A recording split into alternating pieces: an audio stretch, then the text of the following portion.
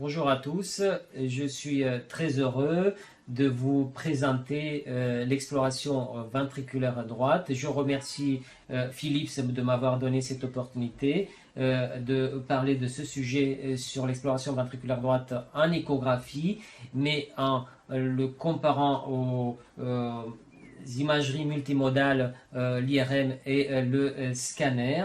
Tout début, je vous présenterai un petit PowerPoint pour des petits rappels échographiques sur les critères habituels, les critères de contraction longitudinale, onde S, TAPS, fraction de raccourcissement, pour passer ensuite à quelques cas cliniques.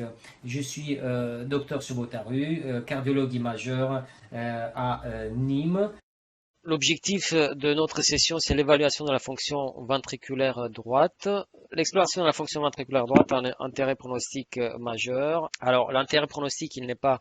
On identifie une chambre de remplissage et une chambre d'éjection avec une séparation nette, avec des trabéculations dans la chambre de remplissage. La géométrie est difficile à modéliser, d'où l'intérêt des acquisitions tridimensionnelles complètes en IRM. La physiopathologie, la physiologie de la fonction ventriculaire droite est très important à rappeler, très dépendant des conditions de charge, notamment post-charge avec une dépendance des indices de contraction rapidement si la post-charge avec une réduction si la post-charge est augmentée. Alors juste un rappel très bref sur un indice ancien, à savoir le TAPS, le mouvement antérieur de l'anneau tricuspide, qui a été défini comme un indice pronostic en sus de la fraction d'éjection chez des patients avec une fraction d'éjection altérée en dessous de 35%, un chiffre de TAPS inférieur à 14 mm était un indice de pronostic défavorable dans le suivi de ces patients. Également, la fonction ventriculaire droite se rajoutait en plus du pronostic de la fraction d'éjection ventriculaire gauche et les patients étaient avec un pronostic plus péjoratif, ceux qui avaient une dysfonction ventriculaire droite identifiée par un TAPS inférieur à 14. Également, la fraction d'éjection la fraction de raccourcissement en dessous de 32% dans cette population était définie comme un indice de pronostic négatif. Alors, le gold standard de l'exploration ventriculaire droite, c'est quand même l'IRM, étant donné la capacité de visualiser le ventricule droit dans différents plans. Toutefois, en échographie, il faudra s'astreindre à explorer le ventricule droit avec différentes coupes, à savoir la coupe apicale 4 cavités, mais centrée plutôt sur le ventricule droit, donc un tout petit peu déplacée, latérale de l'apex, plus en dedans du sternum. Ensuite, on tourne la sonde et on obtient la coupe 3 cavités ou 2 cavités ventriculaires droite avec la paroi antérieure et infundibulaire et la paroi inférieure ici. Également un petit axe, une coupe qui passe à travers les piliers et une coupe plus haut qui passe à travers la valve aortique et la valve pulmonaire qui dégage bien l'infundibulum. Bien sûr, les coupes sous-costales sont importantes, aussi bien pour l'appréciation de la précharge de la veine cave avec les mouvements aspiratoires et l'appréciation à nouveau de la paroi libre du ventricule droit. En sous-costal, on peut aussi obtenir la voie d'éjection pulmonaire avec l'obtention d'un flux pulmonaire lorsque la voie petit axe n'est pas accessible. Alors quelques mesures, il faudra de manière qualitative observer s'il y a une dilatation qu'on définit avec un rapport de dimension de diamètre ventriculaire droit supérieur au diamètre ventriculaire gauche, surface supérieure à 0,6 et la dilatation est sévère si c'est supérieur à 1. La surface normale c'est autour de 20 cm² avec une fraction de raccourcissement de surface du ventricule droit autour de 45. L'oreillette droite qu'on peut mesurer sur la même incidence est comprise autour de 13 à 15 cm², ne devrait pas dépasser 20 cm². Alors, parlera de la fraction d'éjection tridimensionnelle, ventriculaire à droite. Des anciens logiciels étaient corrélés à la fraction d'éjection en IRM, mais néanmoins avec une sous-estimation et une corrélation qui restait relativement faible. Avec les nouveaux logiciels actuels, les corrélations sont de plus en plus performantes. L'indice de TAPS dont on a déjà discuté est lui aussi corrélé. La difficulté étant d'obtenir une coupe qui est bien centrée vers la source des ultrasons avec un mouvement antérieur vers l'apex de l'anneau tricuspide, et on a une assez bonne corrélation avec un TAPS inférieur à 14, on a vu comme indice pronostic, et inférieur à 8,5 mm dans ce papier était corrélé à une fraction d'éjection ventriculaire droite effondrée à inférieure à 25%. L'onde S tenue en Doppler tissulaire, toujours un indice de contraction longitudinale. Vous avez compris que la contraction longitudinale ventriculaire droite, c'est la contraction prédominante et c'est donc les indices les plus importants.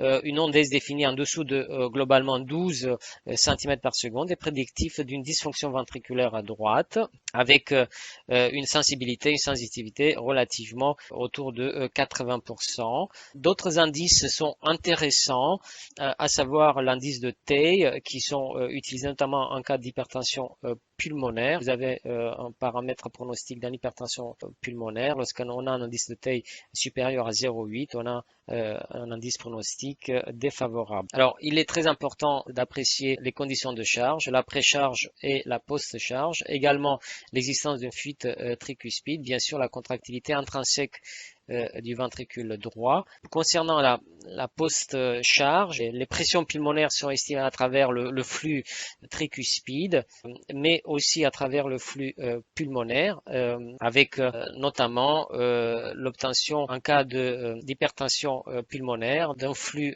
caractéristique avec une encoche mésosystolique qui est signe des résistances pulmonaires augmentée. Il faudra également rechercher une pente raide dans le flux d'insuffisance pulmonaire quand l'insuffisance pulmonaire est présente, qui signe également augmentation de pression ventriculaire droite diastolique, l'équivalent du plateau hémodynamique. Alors, quelques difficultés, quelques pièges. En présence d'une insuffisance tricuspide importante, les indices de contraction longitudinale, ils sont relativement mis à défaut pour mesurer la fraction d'éjection, pour corréler la fraction d'éjection ventriculaire droite, alors qu'ils sont bien corrélés lorsqu'il n'y a pas d'insuffisance tricuspide. Ce sont des paramètres qui sont très dépendants de la précharge. Également l'onde S, la corrélation est beaucoup moins bonne lorsqu'on a une insuffisance tricuspide significative, alors que lorsqu'il n'y a pas d'insuffisance tricuspide significative, on a une bonne corrélation avec la fraction d'éjection ventriculaire droite. Bien sûr, l'approche de la contractilité ventriculaire droite doit être multiparamétrique et l'apport des nouveaux indices comme le strain, on va le voir dans les cas cliniques tout à l'heure, et la fonction ventriculaire droite est très importante, avec toujours avoir à l'esprit l'importance d'une évaluation complète, à savoir l'appréciation des conditions de charge, de la contractilité intrinsèque ventriculaire droite et l'aspect de la cardiopathie à laquelle on se réfère. On passe directement au cas clinique. Je vais commencer à vous parler du premier cas clinique de l'exploration ventriculaire à droite. Il s'agit d'une patiente qui a 45 ans, qui a été bilantée pour des palpitations, aucun antécédent familial, pas de facteur de risque, pas d'hypertension, pas de tabac, et je vous montre son échographie. Après, on discutera avec l'IRM en parallèle. On a à l'écran son échographie avec les principales coupes que je vous ai sélectionnées. En premier lieu, on s'est centré sur son ventricule droit, avec une coupe un peu décalée, apicale, mais vers la partie médiale par rapport à l'apex, pour dégager la paroi latérale. on a une écogénicité qui est médiocre, mais on peut toujours tenter une exploration. On a recueilli les indices de contractilité, non-S et le TAPS. Lorsqu'on s'intéresse à la contraction globale, la fraction de raccourcissement de surface, on voit qu'on a une surface mesurée à 22 cm² avec une fraction de raccourcissement qui est estimée autour de 44%. Toutefois, il est important de remarquer que pour peu qu'on modifie l'insertion, le point d'insertion tricuspide, on a des valeurs de fraction de raccourcissement différentes et significativement différentes, 33% versus 44%.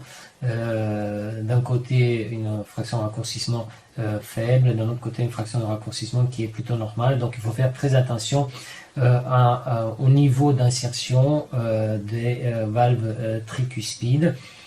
Concernant son indice onde S, on constate une onde S qui est faible, diminuée à autour de 7 cm par seconde.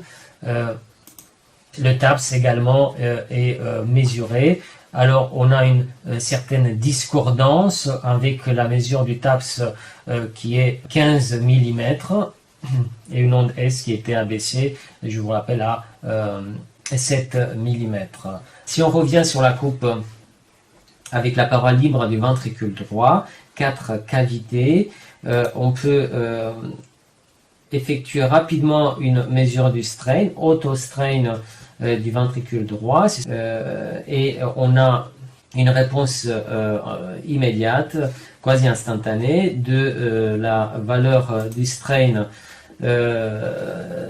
avec deux valeurs, le strain de la paroi libre et le strain global. Alors ce qu'il faudra regarder essentiellement, c'est surtout le strain de la paroi libre, qui est celui-ci, d'accord, déformation de la paroi libre ventriculaire droite, longitudinale, avec une valeur de strain qui est mesurée dans notre cas à 14 en valeur absolue, 14,6, ce qui est effectivement un strain pathologique. Hein. Je vous rappelle qu'en dessous de 20 en valeur absolue, d'accord, en dessous de 20%, le strain est pathologique, le strain normal est autour de 25 voire 30, et chez cette patiente, on a un strain pathologique. Non seulement qu'on a un strain pathologique, mais on a la distribution de ce strain qui est pathologique, à savoir un segment plus contractile basal, mais des segments médiaux ventriculaires et vers l'apex qui sont nettement hypocontractiles, avec un strain qui est diminué autour de 13%. Alors, lorsque on s'intéresse au ventricule gauche, c'est toujours intéressant dans l'appréciation de l'ensemble de la pathologie. Maintenant, on va s'intéresser au strain du ventricule gauche sur la même patiente, avec on remarque sur le bull eyes des zones de strain abaissé en rose pâle, avec un strain global qui est mesuré à 15%, mais des zones qui sont plus abaissées, à savoir au niveau de la paroi latérale et inférolatérale, basale et moyenne, et aussi au niveau septal. Il est donc très intéressant de faire une comparaison par rapport à l'examen paramétrique à IRM qu'on a fait chez cette patiente. Et en effet, lorsque nous pratiquons une imagerie paramétrique, ce qu'on appelle un T1 mapping, avec les mesures de relaxation du T1, autrement dit, lorsqu'on regarde l'aspect du myocarde, on se rend compte que il y a des plages, comme vous voyez ici à l'écran, des plages mauves en localisation septale, mais aussi en localisation sur la paroi latérale, comme ceci, là, et également septale. Ces plages mauves correspondent à des infiltrations graisseuses, puisqu'on a un temps de relaxation qui est très abaissé, autour de 600, qui correspond au temps de relaxation graisseux, alors que le muscle normal a un temps de relaxation autour de 1000 millisecondes. Donc on a une corrélation tout à fait intéressante entre l'imagerie de strain chez cette patiente, aussi bien dans le strain ventriculaire gauche, mais aussi pour le strain ventriculaire droit, avec l'aspect paramétrique en IRM pour l'appréciation de la morphologie et de la constitution de la structure ventriculaire droite. Vous avez compris, lorsqu'on regarde sur le plan fonctionnel, cette fois-ci en IRM, on revient sur la même patiente avec une imagerie en IRM, et effectivement l'IRM confirme les troubles de contractilité qu'on avait en strain sur la paroi latérale moyenne, mais aussi au niveau de l'apex, mais également ce qu'on avait en strain au niveau de la paroi latérale ventriculaire gauche, avec le diagnostic des critères majeurs de dysplasie ventriculaire droite, avec comme assez souvent, mais dans ce cas-là c'est flagrant, une atteinte aussi de la paroi ventriculaire gauche, avec une infiltration graisseuse et troubles de la cinétique de la paroi libre ventriculaire gauche et ventriculaire droite. Donc, intérêt du strain dans une appréciation globale de la fonction, mais une appréciation de la fonction régionale de la fonction ventriculaire droite, avec une aide diagnostique très importante qui approche l'imagerie IRM. Donc, on va faire la présentation du cas numéro 2. Il s'agit d'un patient de 40 ans avec une pathologie congénitale, avec une communication interventriculaire membraneuse, une communication interventriculaire large, responsable d'un shunt gauche-droit, avec également une fuite tricuspide importante, avec du coup une dilatation, comme vous allez le voir à l'échographie, biventriculaire, gauche et droite, avec une importance de l'appréciation des volumes ventriculaires gauche et volume ventriculaire droit, comme on va le voir à l'échographie en comparaison avec l'IRM. Alors on va passer au cas numéro 2. Il s'agit d'un patient de 40 ans. Je vous ai sélectionné les images concernant le cas numéro 2 avec en premier lieu la pathologie du patient avec une communication interventriculaire membraneuse sous-aortique avec une insuffisance tricuspide qui paraît importante. Ici vous avez une coupe centrée sur le ventricule droit, orientée sur le ventricule droit, avec visualisation de la paroi libre, et une acquisition tridimensionnelle centrée sur le ventricule gauche, et une autre centrée sur le ventricule droit.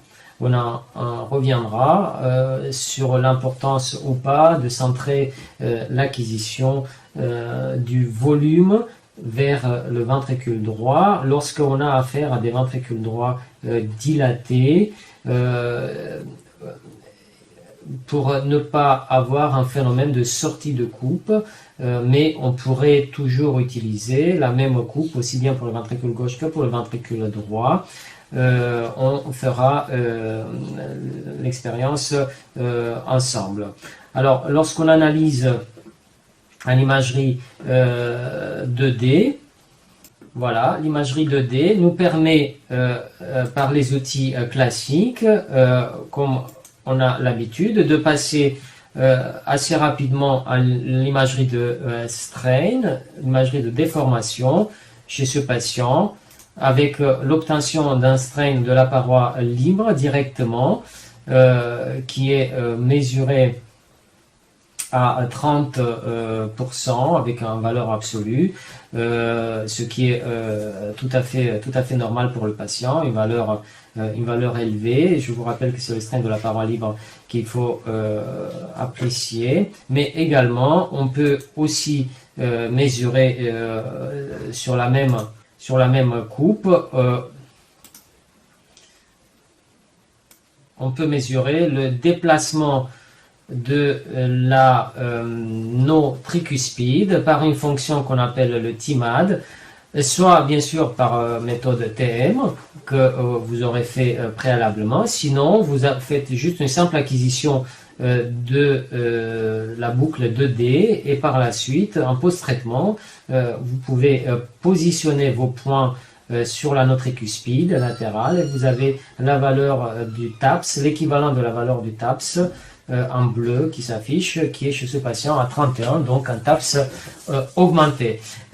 Donc on est tout à fait d'accord qu'il a des paramètres contractiles qui sont préservés, voire hypercontractiles. La question qui se pose est de quel est son volume ventriculaire droit, puisque les indications opératoires seront en rapport avec le volume ventriculaire droit et volume ventriculaire gauche. Donc, sans plus attendre, on passe à l'analyse tridimensionnelle. Vous avez bien compris que dans ce cas-là, l'analyse volumique est très importante. On est en face d'une cardiopathie congénitale avec un CIV large, un shunt gauche-droit important et une pathologie tricuspide qui dilate par elle-même le ventricule droit. Lorsque on se réfère au ventricule droit, on va appliquer la mesure tridimensionnelle sur une acquisition spécifique centrée sur le ventricule droit. Je vous rappelle qu'elle est avec une acquisition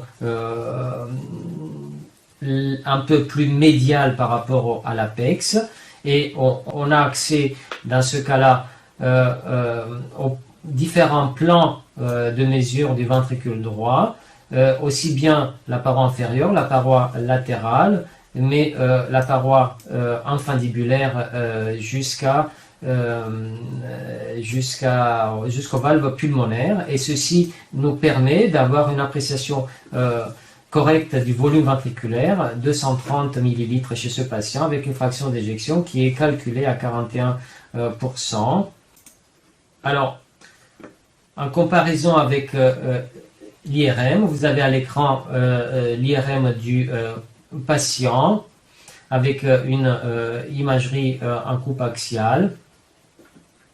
Lorsqu'on mesure la segmentation, la fraction d'éjection ventriculaire à droite, de manière tout à fait équivalente à l'échographie, on approche les valeurs échographiques avec des volumes équivalents ventriculaires à droite qui sont en IRM, 240, toujours 240 ml avec une fraction d'éjection à 43%. Donc on a des volumes absolument similaires, alors même qu'on a affaire à des volumes dilatés, et c'était la difficulté d'apprécier ces volumes dilatés en échographie. Bien sûr que la résolution spatiale en IRM reste plus importante, avec un gold standard qui est l'IRM. Néanmoins, actuellement, on peut approcher largement ces pathologies congénitales du ventricule droit. On peut les approcher de manière de plus en plus fiable par un examen échographique. Alors on passe au cas numéro 3, un cas on va dire plus classique. Il s'agit d'un patient de 55 ans avec un antécédent d'infarctus antérieur, avec une occlusion prise en charge tardivement de l'interventriculaire antérieur, avec une large séquelle de la paroi antérieure, comme vous allez le voir. Et la question qui se pose, c'est l'appréciation de la fonction ventriculaire droite dans ce contexte de cardiopathie ischémique avec dysfonction ventriculaire gauche sévère. Dans ce contexte de cardiopathie ischémique, où on voit la séquelle d'infarctus large antérieur, interocéptal apex, qui déborde sur tous les segments apicaux de la paroi latérale, paroi inférieure. Dans ce contexte, l'œil est attiré en premier lieu par la dysfonction ventriculaire gauche, ce qui est normal, c'est l'élément pronostique de ce patient. On a un strain global qui est très altéré, à moins de 4% en valeur absolue, avec la séquelle qu'on voit très bien sur le bull eyes de l'imagerie paramétrique en strain. Donc il est très important chez ce patient d'apprécier la fonction ventriculaire droite, aussi bien pour le suivi que éventuellement pour des décisions de transplantation ou de mise en assistance. Donc à ce moment-là, la fonction ventriculaire droite doit pouvoir s'apprécier et on a des outils pour ce faire. On a à l'écran une acquisition tridimensionnelle, volumique, centrée sur le ventricule gauche, mais qui a inclus également le ventricule droit. Donc cette fois-ci on a une acquisition complètement axiale sur le ventricule gauche avec un ventricule droit qui est compris dans la pyramide de l'acquisition 3D, et on peut sur la même acquisition faire une analyse ventriculaire gauche et ventriculaire droite. Donc je vais commencer par l'analyse ventriculaire gauche rapidement pour passer à l'analyse ventriculaire droite par la suite. Donc on a à l'écran le tracking qui semble tout à fait correct au niveau du volume avec la dyskinésie apicale de ce patient, antéro-apicale, avec une fraction d'éjection qui est mesurée à 27%, un volume ventriculaire gauche très dilaté à 317 millilitres. Lorsque on effectue cette fois-ci l'analyse ventriculaire à droite.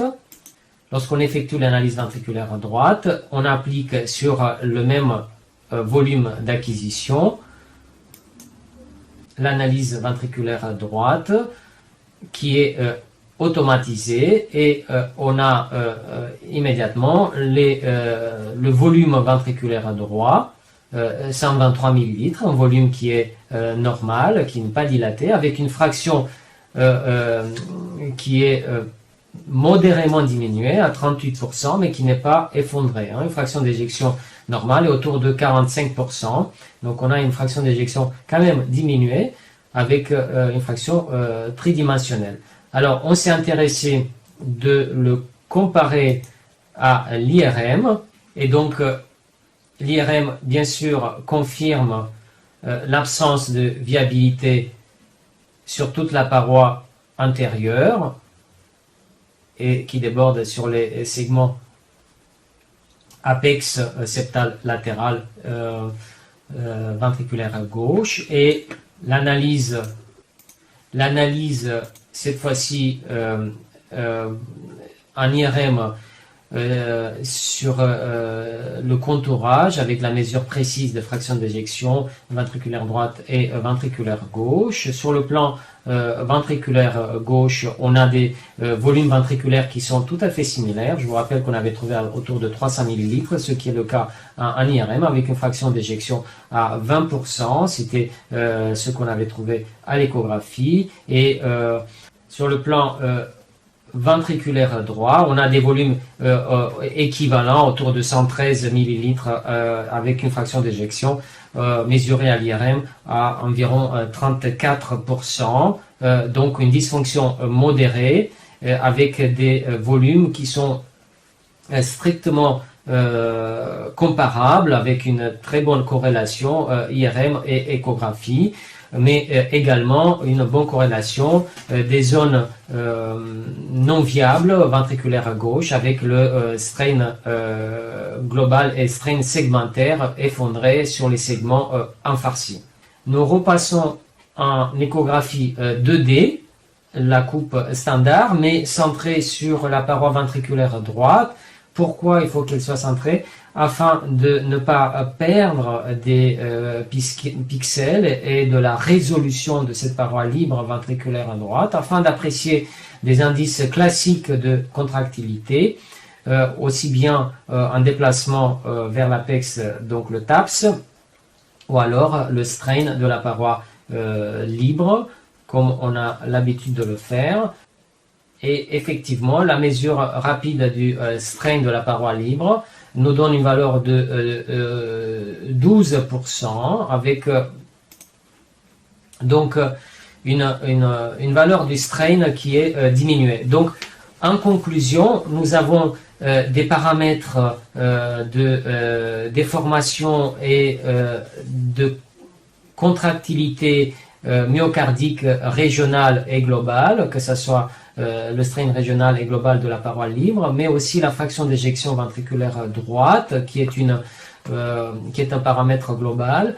Il faut prendre l'ensemble de ces données pour conclure sur la capacité et la fonction ventriculaire droite et non pas une seule donnée en soi. En effet, le strain est diminué, 12%, c'est une valeur basse chez ce patient, avec une fraction d'éjection elle aussi altérée, autour de 34% en IRM et 38% en échographie tridimensionnelle. La dysfonction ventriculaire droite relative s'explique chez notre patient par le fait que le ventricule droit emprunte aussi une vascularisation de l'interventriculaire antérieur, par la perte de la contractilité septale, également par une altération du couplage ventricule droit à circulation pulmonaire et par la toxicité directe des neuromédiateurs. Donc en conclusion, nous sommes tout à fait capables aujourd'hui, avec les outils que je vous ai montrés, de poser plus finement le diagnostic de dysfonction ventriculaire droite qui est d'une importance pronostique capitale.